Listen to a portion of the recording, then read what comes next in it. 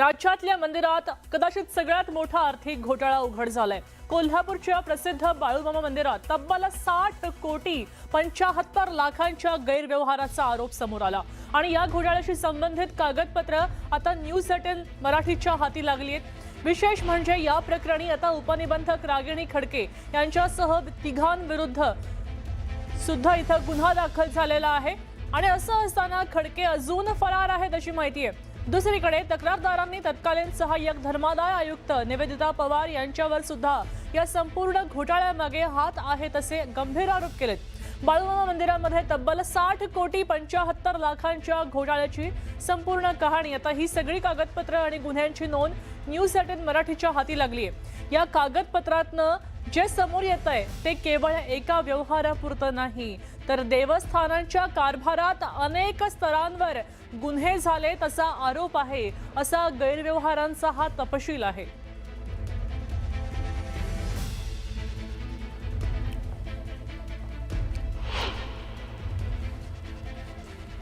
नेमकं काय काय पाहूया आपण। 60 कोटी 75 लाखांचा गैरव्यवहार झाला असा आरोप होतोय आणि याच मंदिराच्या पैशातनं बाजारभावापेक्षा जास्त दर देऊन जमीन खरेदी झाली आहे। 20 लाखांच्या जमिनीची किंमत 3 कोटी रुपये दाखवली आहे। 23 जमिनींच्या नोंदी मालकीबाबत गंभीर प्रश्न उपस्थित केलाय। काही जमिनींच्या नोंदी उपलब्धच नाहीत। काही ठिकाणी मालकी आणि कागदपत्रांमध्ये तफावत आढळतीये। दानपेटी, खरेदीतली देणगी, पशुधन विक्रीतल्या उत्पन्नाचा हिशोबच उपलब्ध नाहीये। भाविकांनी जे अर्पण केलेलं सोनं आणि चांदीचे दागिने होते ते गायब झालेत। मंदिराच्या आर्थिक व्यवहारांसाठी 2 स्वतंत्र नोंदवह्या होत्या। बनावट कागदपत्र तयार करणं, त्याचबरोबर विश्वासघात करणं आणि फसवणूक करणं असे अनेक गंभीर आरोप आहेत।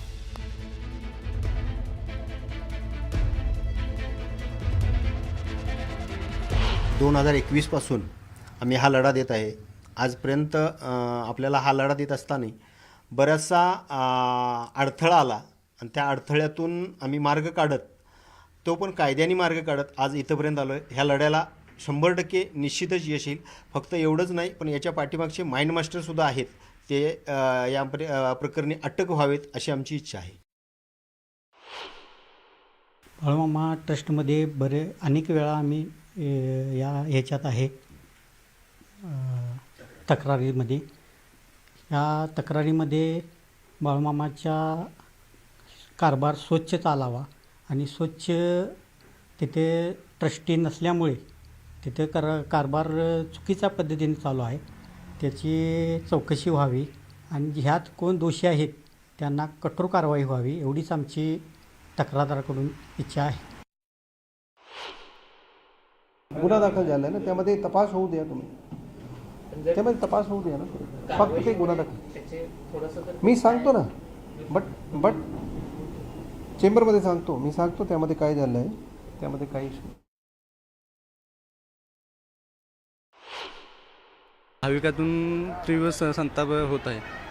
त्यांची चौकशी व्हावी। 100 अपराध या लोकांनी केलेला आहे, त्यामुळे यांचा पापाचा गडा सगळा भरलेला आहे। मामाने यांना शिक्षा दिलेली आहे, याची निपक्षपात चौकशी होऊन यांना कठोर शिक्षा व्हावी एवढीच आमची भाविका म्हणून इच्छा आहे। इथं बाळूमामा मंदिरामध्ये चोरी झाल्याचा आरोप होतोय। 60 कोटींचा जवळपास गैरव्यवहार झाला असा आरोप आहे। त्यामुळे बाळूमामा मंदिरातल्या विश्वस्त राजीनामा द्यायच्या तयारीत आहेत अशी ही माहिती आता आपल्या हाती आलेली आहे। जवळपास 60 कोटींचा सगळ्यात मोठा घोटाळा झालेला आहे। उपनिबंधक खडके आणि त्याचबरोबर आणखीन तिघांवर गुन्हा दाखल केलाय। आता इथं विश्वस्त राजीनामा देतील अशी माहिती आता समोर येते। घोटाळ्याच्या आरोपामुळेच आता विश्वस्त व्यथित झालेले आहेत। आपल्यासोबत ज्ञानेश्वर साळोखे जोडले गेलेत, अधिक माहिती देत आहेत। मुर्गा हा घोटाळा उघडकीला आल्यानंतर आहे ते बाळूमामा विश्वस्तांच्यामध्ये चांगलीच अस्वस्थता पसरल्याची पाहायला मिळते। कारण 60 कोटी घोटाळ्या प्रकरणी हा गुन्हा दाखल झालेला आहे आणि त्यामुळे अनेक विश्वस्त सुद्धा या प्रकरणी आता रडारवरती असल्याचं पाहायला मिळते। रागिनी खडके आणि त्यांच्या कार्यालयातल्या अनेकांच्यावरती सुद्धा या प्रकरणी बोट जाताना पाहायला मिळतात। प्रामुख्याने निवेदिता पवार ह्या सगळ्या प्रकरणाला जबाबदार असल्याचा तक्रारदारांच्याकडून आरोप होताना आपल्याला पाहायला मिळते आणि त्यांच्यावरती सुद्धा या संदर्भातले गुन्हे दाखल व्हावे, विश्वस्तांची सुद्धा चौकशी व्हावी अशा पद्धतीची मागणी या घोटाळ्याच्या निमित्ताने जोर धरू लागलेली ते आपल्याला पाहायला मिळते। आणि याच प्रकरणी आता पाहायला गेलं तर या विश्वस्तांनी सुद्धा आता राजीनामा देण्याची तयारी सुद्धा आहे ते दाखवलेले आहे। खरं तर हा घोटाळा झालाच नसल्याचा आरोप आहे तो विश्वस्तांचा आहे। आपली भूमिका ते मांडताना हा घोटाळा झाला नाही अशा पद्धतीची भूमिका मांडतायत। मात्र एकूणच या प्रकरणामुळे पोलिसांच्या तथाव गुन्हा दाखल झाल्यामुळे त्यांचे हे सगळे आरोप आहेत किंवा खुलासा आहे तो निराधार ठरताना पाहायला मिळतो आणि त्यामुळे या विश्वस्तांची सुद्धा आता चौकशी होणार का हे पाहणं महत्त्वाचं असणार आहे। कारण अनेक विश्वस्तांनी पाहायला गेलं तर या ठिकाणी मंदिर समितीवरती नेमणूक होण्यापूर्वी अगदी स्कूटरवरून ते यायचे, मात्र आता त्यांच्या आलिशान गाड्या आहेत, आलिशान बंगले आहेत आणि त्यामुळे त्यांनी सुद्धा आर्थिक माया कमवली का आणि त्यांचा सुद्धा यामध्ये रोल होता का हे सुद्धा पाहणं महत्त्वाचं असणार आहे। कारण एकूणच पाहायला गेलं तर या सगळ्या परिसरामध्ये जमिनीचाच बाजारभावाचा विचार करायला गेलं तर लाखो रुपयाने एकर येणारी जमीन कोट्यवधी रुपयांनी आहे ती खरेदी करण्यात आलेली आहे आणि ही खरेदी करताना सुद्धा या ठिकाणी वटमुक्तारदार घेऊन म्हणजे एजंट घेऊनच आहे ती ही जमीन खरेदी केलेली आहे। त्यामुळे हे सगळे व्यवहार आहेत ते संशयास्पद आहेत।